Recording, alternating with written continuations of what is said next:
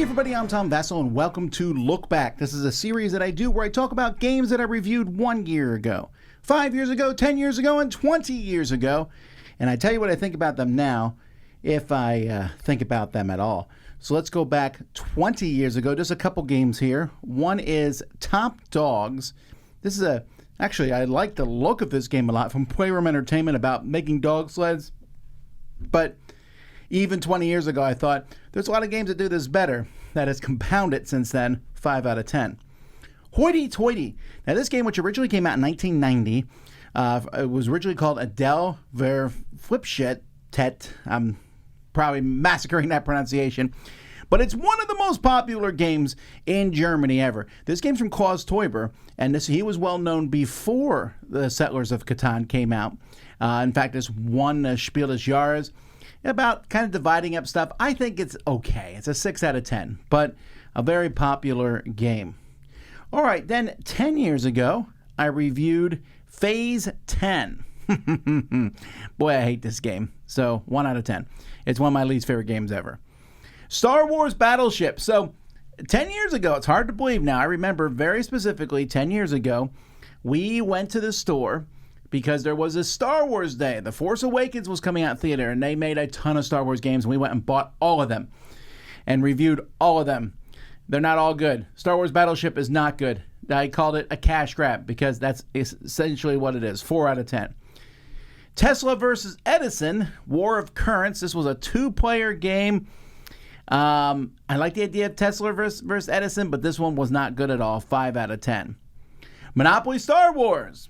Not good. 5 out of 10. Star Wars Guess Who? Not good. 5 out of 10. Star Wars Sorry. Well, considering I really despise Sorry, this one wasn't as bad. There's a few rules changes that made it better. It's okay. 6 out of 10. Star Wars Force Grab. You're rolling Star Wars pieces to get cards. It's weird.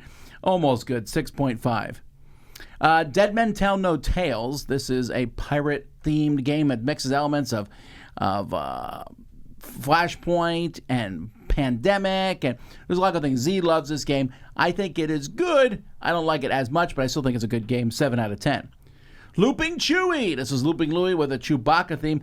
Only 3 players, which was a weird choice, although there are people out there who have made plastic pieces that you can, if you buy 2 of these sets, you can put them together and play 6, which is the best way to play.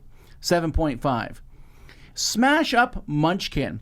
Now, Smash Up is a game that is still very popular amongst many people, so is Munchkin. But Smash Up is okay, and the board game circles, Munchkin is looked down on. And there's a lot of problems with Munchkin, but Smash Up Munchkin, I thought, worked really well. It's one of the best combos out there. Didn't do so hot because I think people were worried about Munchkin, but it's one of the better sets, especially with the treasure cards. 8 out of 10. And then Rum and Bones, 2nd edition, 10 years ago. This MOBA-style game. Still enjoy this game, although because it's a giant 2-player game, doesn't get played as much as other games, but I like it. 8 out of 10. 5 years ago, I reviewed Ulanga. This is from DGM Games about Africa river travel. It's pretty terrible. 3 out of 10. Pangea from Red Imp. Man, I want to like this game. 4 different kind of species going at it. There's so many rules problems, so many issues with the game. A 4 out of 10. Cat Rescue. Nope. 5 out of 10. Fort. So this one I was the only person who didn't love this game. I thought it was fine. A 6 out of 10. Sort of a deck builder disassembler type game from Leader Games, but I know I'm in the minority on this one. Great artwork. 6 out of 10. Cloud City. I faded on this one a little bit. This has nothing to do with Star Wars, but building little walkways between buildings, it was really cool, but it just hasn't aged as well as I'd like it to. 6 out of 10. Margraves of Valeria, one of the better Valeria games, moving a large piece around the board and doing different actions. I like the style of this one. 7 out of 10. Masterword, a cooperative game trying to figure out a word from Scorpion Mask. This is around the beginning where I was like, this company is putting out some interesting stuff. 7 out of 10. Pop-Tarts game. I almost want to give this a point because until this game came out, it never occurred to me that you could freeze Pop-Tarts and eat them. I don't know why I knew that. I knew you could heat them up, but it seems obvious in retrospect. Anyway, it's a fine little game. Yes, it's a cash grab of sorts, but the folks, the Funko Pops people had their hand in making this one, and I like it. Very simple game. 7 out of 10. Bites. Bites was the game that I said, this company, who is now All Play Games, they might have something here. I really like this game of moving down a track with your ants, 7.5. And Tidal Blades Heroes of the Reef. It's too big. It's a grandiose, giant game that doesn't need to be that big, but there's some rolling dice. There's a lot of things in it that I really, really do enjoy, though. 7.5. All right, last year, I reviewed 13 Beavers, a terrible roll and move game that gets a few extra points because it looks so good, but it's not very good. 5 out of 10. Open Season, a game where you're collecting heads of people. Sounds pretty gruesome. I guess you're a villain or something of some sorts. It's a fantasy world, but it's just one of those games you have to put stuff in the right spot, and I didn't love it. 5 out of 10. Altered, the collectible card game. I enjoyed this.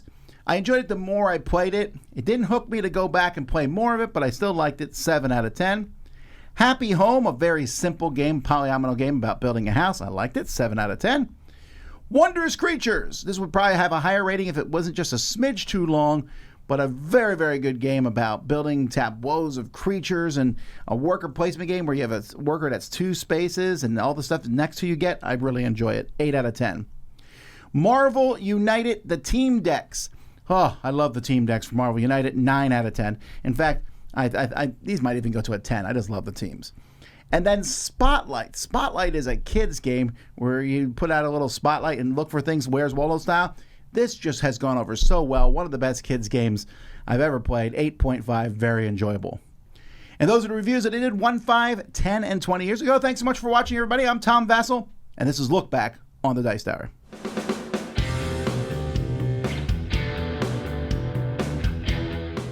Hey everybody, thanks for watching this video. If you like this review or whatever you just watched, wasn't it amazing? Check out our channel, Dice Tower.